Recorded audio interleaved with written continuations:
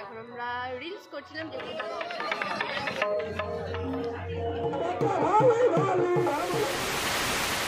High সবাইকে। এবার হয়তো তোমরা ভাববে যে বড় ভিডিওতে আমি কেন ভয়েস দিই। আসলে প্যান্ডেলের এত আওয়াজ, সেই জন্য আমাকে আলাদা করে বাড়িতেই ভয়েসটা দিতে হলো। তো সেদিন আমি চলে গেছিলাম জগদ্ধাত্রী পুজোর প্রথম দিন আর কি আমাদের পাড়ার প্যান্ডেলটা তো খুব সুন্দর হয়েছে, তোমরা সেটা প্রত্যেকেই জানো।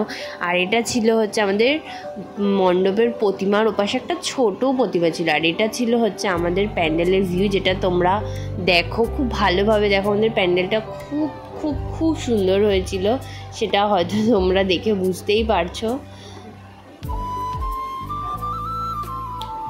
তো থিমটা তোমাদের কেমন লাগলো অবশ্যই কিন্তু কমেন্ট করে জানিও।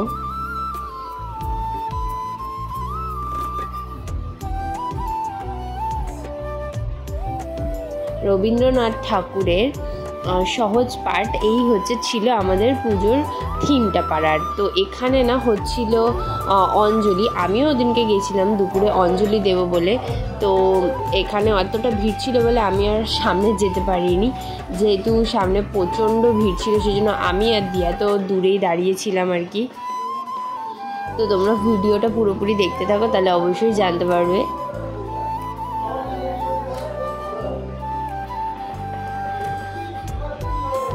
আর এখন হচ্ছিল মায়ের চক্ষুদান, যেটা তো তোমরা সবাই জানো যে মায়ের চক্ষুদানের সময় ওদিকে তাকাতে নেই, সেই জন্য প্রত্যেকেই দেখো অপর সাইডে তাকিয়েছিল, আর ওদিকটা না মায়ের মুখটা পুরো গামছা দিয়ে ঢাকা ছিল। তো আমি এইসব ভিডিওগুলো করে নিয়েছিলাম তোমাদের সবার সাথে শেয়ার করবো বলবো। আর এখানে আমি পৌঁছে গেছিলাম যে অঞ্জলি দিতে।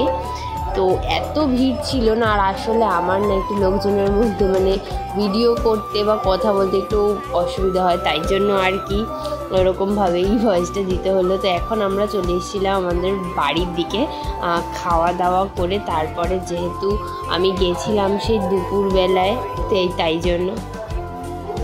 আর এখানে আমি কি বলছিলাম আমার নিজের কিচ্ছু মনে নেই, যেহেতু ভয়েস ওভারটা আমি আবার দিচ্ছি ঘরে।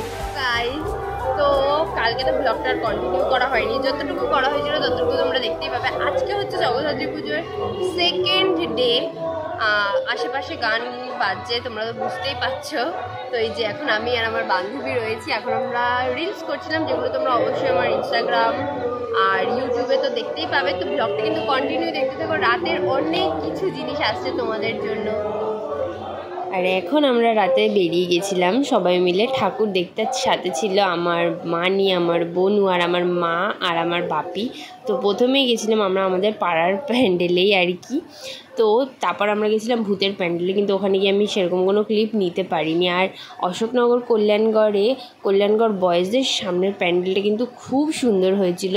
তো দেখো তোমরা মায়ের প্রতিমাটা এতটাই সুন্দর ছিল, মানে বলে বোঝানো যাবে না, দারুণ ছিল, পুরো ইউনিক। আর এটা ছিল দেবীনগরের প্যান্ডেল, যেটা হাবড়া অশোকনগরের দেশবন্ধু পার্কে তোমরা অনেকেই দেখেছো, আমিও দেখেছি।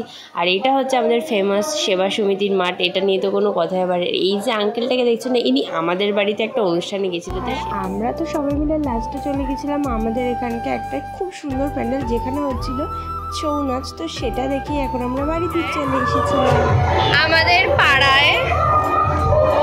অ্যাট লাস্ট মানে এখানে এসে একটু ভয়েস দেওয়া যাচ্ছে, বাদ বাকি টাইমে তো কোনো ভয়েস দেওয়াই যাচ্ছিল না, এত আওয়াজ ছিল। তো ভিডিওটা তোমাদের কেমন